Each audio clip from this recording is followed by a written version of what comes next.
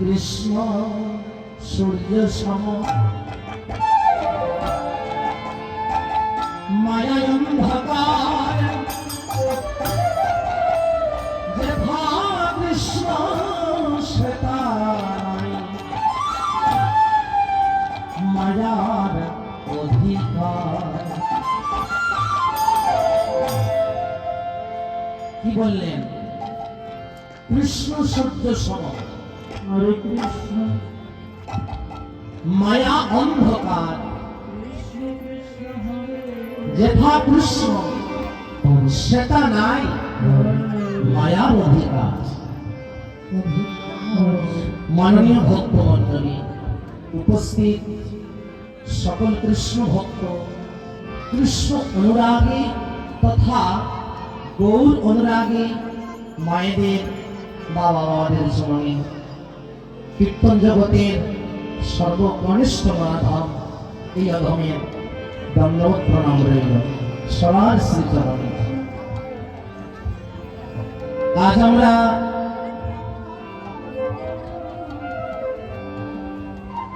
সারাটা দিন হরিনাম শ্রবণ করেছি। শ্রবণ করতে হবে, শ্রবণে মঙ্গল। কি শ্রবণে মঙ্গল? মান কথা বাজে কথা শ্রবণে মঙ্গল হবে না। হরি কথা বা এই মধুর কৃষ্ণ নাম শ্রবণেই মঙ্গল হবে। নববিধা ভক্তির প্রথম অঙ্গ হচ্ছে শ্রবণ, অর্থাৎ কৃষ্ণ নাম শ্রবণ করো। এই হরি নাম শ্রবণেই মঙ্গল হবে, কারণ এই হরি নামের মধ্যেই হরি। হরি নাম করা আর হরি সঙ্গ করা এক কথা, নামের মধ্যেই নামে। এই হরি নামে কতটুকু কি হতে পারে, এই হরি নামের মহিমা বর্ণনা করা আমার পক্ষে অসম্ভব। কেননা হরি কথা বা হরি নাম অদ্ভুত অনন্ত, ব্রহ্মা আদি শিব যার নাহি পান অন্ত।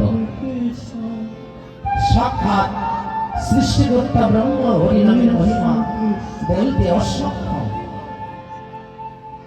কৈলাসপতি মহাদেব পঞ্চমুখী হরিনাম করেন, তিনি ওই হরিনামের মহিমা বর্ণনা করতে পারলেন না। আর আমার মতো এক নিকৃষ্ট জীব আপনাদের কি হরিনামের মহিমা শোনাবে? তবে কিঞ্চিত মাত্র চেষ্টা। জয় রাধে। উপস্থিত মায়েরা, আজ আমরা হরিনামের মহিমা একটু জানার চেষ্টা করব। তার আগে হরি কথা শুনতে হলে মনকে স্থির করতে হবে। মন যদি স্থির না হয় তাহলে হরি কথা পরিপূর্ণরূপে আস্বাদন করা যায় না। যার জন্য আগে মনটাকে স্থির করতে হবে এবং আসরের মধ্যে আধ্যাত্মিক পরিবেশের সৃষ্টি করতে হবে, যার জন্য আপনাদের সহায়তার প্রয়োজন। জয় রাধে। আপনারা যদি সহায়তা না করেন এই বৃন্দাবন পরিপূর্ণরূপে আমরা বৃন্দাবনে প্রবেশ করতে পারবো না, এই নব বৃন্দাবনে। তাই সকল মায়েদের কাছে আমার করজোড়ে অনুরোধ, আপনারা সবাই মিলে উচ্চ স্বরে একবার আমার গৌর গোবিন্দের নামের জয়ধ্বনি করে উচ্চারণ করুন। নিতাই গৌর হরি হরি বল।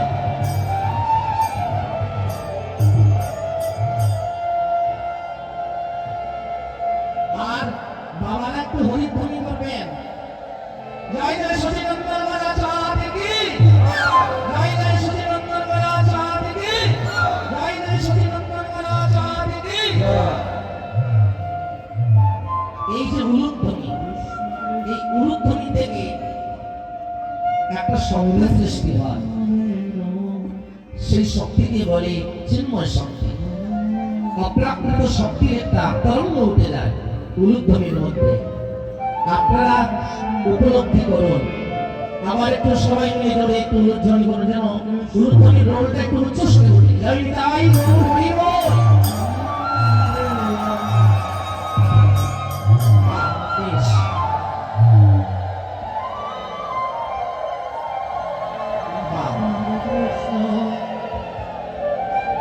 বেশ।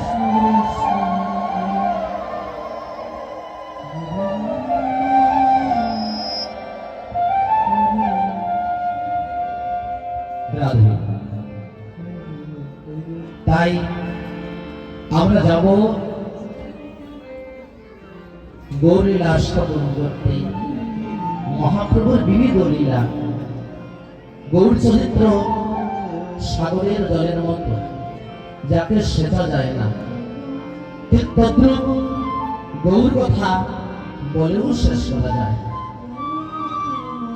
সবাই মিলে আজ আমরা এই আঙ্গিনায় উপস্থিত। আমরা কীর্তনে আসি একটু গৌর প্রেম, একটু কৃষ্ণ প্রেম নিয়ে যাওয়ার জন্য। কারণ এটা তো প্রেমের জায়গা, এটা তো ভাবের জায়গা। আমার গৌর হলেন রসের মূর্তি, আমার মহাপ্রভু হলেন ভাবের মূর্তি, যার নাম করা মাত্রই নয়নে অশ্রু আসে। তাই আমরা গৌর কথা শ্রবণ করবো, তার পূর্বে সবাই সমবেত হয়ে হাতে তালি দিয়ে আমরা একটু মহাপ্রভুর নাম করবো। জয় রাধে। সবাই তুমি হাত তুলুন। জয় নিতাই। সবাই তুমি হাত তুলুন আর আমার সঙ্গে গাইবেন। সকাল থেকে সব কীর্তন শুনছেন, কিন্তু কীর্তন তো করছেন না। এবার আমাদের সঙ্গে তো কীর্তন করুন। কীর্তন করাটা হচ্ছে দ্বিতীয় অঙ্গ। প্রথম হচ্ছে শ্রবণম, দ্বিতীয় হচ্ছে কীর্তন। তাই সবাই মিলে দুটি হাত করে হাতে করতালি করে আমাদের সঙ্গে গাইবেন। ভজ শ্রী কৃষ্ণ চৈতন্য প্রভু নিত্যানন্দ শ্রী অদ্বৈত গদাধর শিবাসাদি গৌর ভক্তবৃন্দ। শ্রী কৃষ্ণ চৈতন্য প্রভু